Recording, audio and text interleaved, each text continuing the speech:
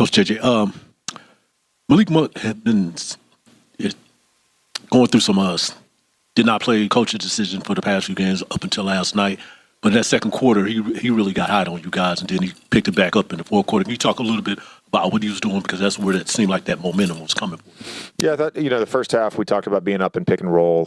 We showed a clip this morning of, when we played them in LA a couple weeks ago. We know he's a dangerous threat, shooting threes, and we wanted our bigs to be up. We gave up one of those. I think two of them were either in early offense or in transition. Again, when you're missing shots and there's long rebounds, you're not going to be able to get your defense set. So 40 of their 61 points in the first half were in early offense in the first sort of 8 to 10 seconds.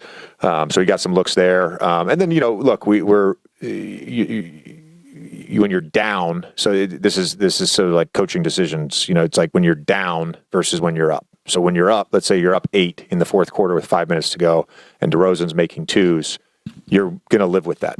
Let's say you're down 10 in the fourth quarter and he's making twos. Well, then you got to put 2 on the ball, and that's when Malik Monk got a couple more. Westbrook hit a couple more. He was available tonight. You didn't play him. What went into that decision? A lot. Yeah. Can you just elaborate on why you chose not to play him tonight? Because he was only available for one game. So the second, and we didn't know that until this morning. And he had severe minutes restriction, so it made sense to play him tomorrow. And we'd already put in the injury report.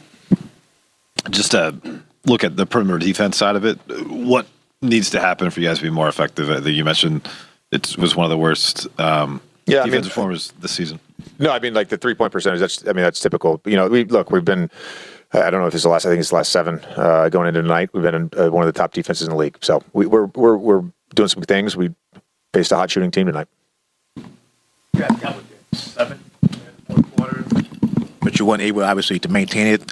Was that there just to rest the guys just because you have a backup game tomorrow, back-to-back game tomorrow? What do you mean? Okay, you guys got within 7. We're down 16 with 1 minute and 40 seconds to go. We couldn't make a shot, and they're making everything. We weren't going to win that game. Okay. Yeah, the win probability was like at 9, or loss probability was 98% at that time, or 99%. We're not going to win that game. But what was working well for you guys to get within 7 points, JJ? We were able to string together some stops. Luka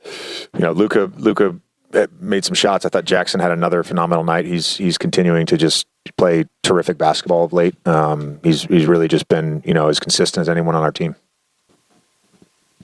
JJ, I think in the first quarter he got up to the good start, and then just a number of open threes didn't fall, and obviously that continued. And meanwhile, they hit almost everything. I'm sure it's not that simple, but it is. Okay, so what is it? A snowball effect? Is it momentum? No, it's literally we can't make a shot. I mean, you look at it. First of all, they're right there with us as being one of the worst shooting teams in the league. It's the highest, or tied for the highest with Houston, for the highest anybody shot all season. So that's typical. We're 28th before tonight in opponent 3-point percentage. We'll be 29th or 30th after tonight. Had 50 potential assists tonight. We converted on 21 of those. Expected score, we won by 24. Like this has been the theme. It has been the theme.